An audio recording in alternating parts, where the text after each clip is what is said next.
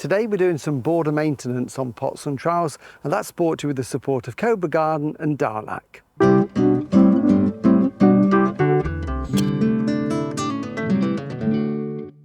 Hello and welcome to Pots and Trowels. Well, I thought today we'd have a quick catch up in the garden because everything is growing so well. It's hard to believe really that just 4 or 5 months ago there was nothing here, and as you can see everything is really blooming. And this border just here is my sort of herb garden. It's at the edge of the vegetable garden. It's a mixture of herbs and perennials. It's got some fruit trees we've planted to create a vertical cordon hedge, and this was only planted back in late May, and the herbs themselves we planted in early June, and we featured them on a Pots and Trowels live, which you can find of course on YouTube if you wanted to see us planting it and how it's developed in that time. As you can see, it's done very well in just a few months time, considering the soil here is quite stony and quite poor. So what I want to do today is just sort of work through the border and do a little bit of work on it, because weeds are starting to grow. Now, you know, what is a weed? Well, to me, a weed is a plant that's growing in the wrong place. So anything that we don't want in this border can be taken out. And if we look just down here, there's some good examples, because we'll notice here these seedlings that are growing next to this little dwarf lavender here, that is an aquilegia. And I can tell from the seed, the leaf of shape there, that's an aquilegia, a lovely, lovely cottage garden perennial that has either blue or yellow flowers, and that will look really good next year. So the seed would have been lying dormant in the soil here. That I won't remove because I want that to add to the cottage garden feel of this. But we've got other weeds growing throughout the borders that I don't want. So how do we get rid of them? Well, 2 ways we can do it. One is to do some hand weeding, and where we've got weeds growing here, there's this oxalis, and if I don't take that out, that is going to run all over the place. It touches the ground and roots. So what I would do with that is probably actually fork that out, get the root out. I don't want to chop it off, I want to get the whole thing out. As you can see, all those underground tendrils that were starting to grow. So I need to make sure that that is forked out. And any other weeds that are a little bit bigger, you can fork them out just to clear them like that. And that then gives our plants space to grow. They haven't got the competition from these weeds like this that not only can smother the ground, but they take out nutrients and water that we want these plants to go. So sometimes a hand fork is really good, and I find these great if you've got tough weeds, something with a deeper root, and I'll show you how that works in a minute. But the other way that I like to control weeds is to use what we call a Dutch hoe, and this is the traditional style of a Dutch hoe, where it's got this shape here of the head on it, sometimes known also as a push hoe, and the idea is this is used to chop the weeds off. This is a variation of a push hoe, not a true style Dutch hoe, but it's got a cutting blade there and a cutting blade there, so we can slice that through the soil and it will chop the weeds on the forward and on the backwards cut as well. But I'm going to pop that one down. This one here is actually Jill's hoe.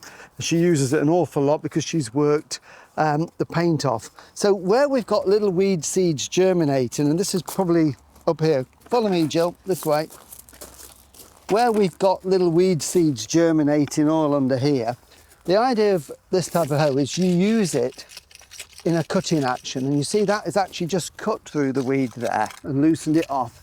We just go through, slice them off. Now the time to do this is on a sunny day, so that when you chop the weeds, they will then wither on the surface. Now, I must admit, if it's a biggish weed like this grass plant here, I would probably pick that up, because if you leave it on the damp soil, it may root. But very small annual weeds, you can normally leave a bit more of the oxalis there, and they will just wither. And if you do that on a fairly regular basis, that will keep your ground weed free, and you can get right up close to the plants. They really, really are easy to use, and it is literally just going, you know, a centimetre or so below the surface of the soil. And what you're doing by disturbing the soil surface. Not only are you controlling any existing weeds that are there, but what will happen if you do this, as I say, on a nice warm sunny day, and then you get a period of prolonged dry weather, the surface of the soil will dry out, and that creates what we call a dust mulch. So you get the damper soil below with this thin layer, maybe an inch, 2.5 centimetres of dry soil on the top where you've disturbed it. So the weed seeds can't germinate in that dry soil anyway because there's not enough moisture, but it also acts as like a blanket over the damp soil and prevents the damp soil from evaporating and being lost. And it's a really old technique that Victorian gardeners used to use, and you would do that. We've had some rain, so there is some moisture there, so by hoeing it now I can dry off the surface to conserve the moisture below and control weeds at the same time. And the great thing is you don't have to kneel when you're hoeing. It's a standing job, and if you're actually standing on the borders, always work backwards as you're doing the chopping action, and that way you don't walk over where you've just hoed and risk pushing any seedlings back into the soil. So where you've got the bigger weeds, as I mentioned, you can use a fork. If you've got one with a tap root, these sort of tools are great. And I'm just going to sneak through the border here, and I notice there's a thistle growing there. This is a sow thistle, and unlike many other thistles, it's got a deep root, so we need to get that out. And what I'm going to do is push that in to chop through the root deep down.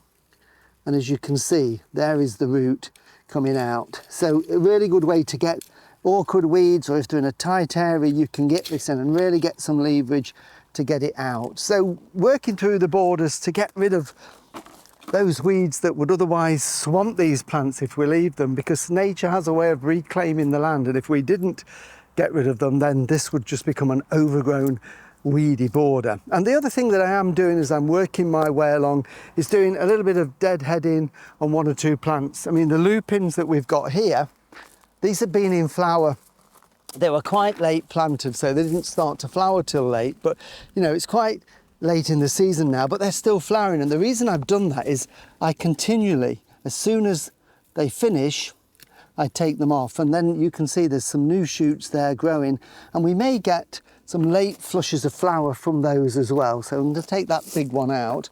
I have left this one purposely because what I wanted to do, and I can take it off now because I think these are ripe, I wanted these seeds on there, and if I just pop that one open, I can see, oh yes, the seeds are perfectly ripe in there. So I'm going to take those into the greenhouse, and I'm going to sow some to raise some more plants for next year. But the rest of the dead seed heads can be taken off like that to a side shoot, and hopefully we'll get more flowers to come. And that's the same with lots of the perennials in here. We've got these lovely perennial alliums, and these have been in flower literally from June, and here we are well into August now. And the secret with these is, again, continually deadhead them. If you keep taking the spent flowers off and stop them producing seed, that will encourage more blooms to come. What I will do towards the end of the season, maybe another few weeks, I'll leave the seed heads on because they look quite decorative in the winter, but to keep them flowering through the summer months, deadheading is certainly the thing to do. And these are great for attracting bees and pollinators into the border as well.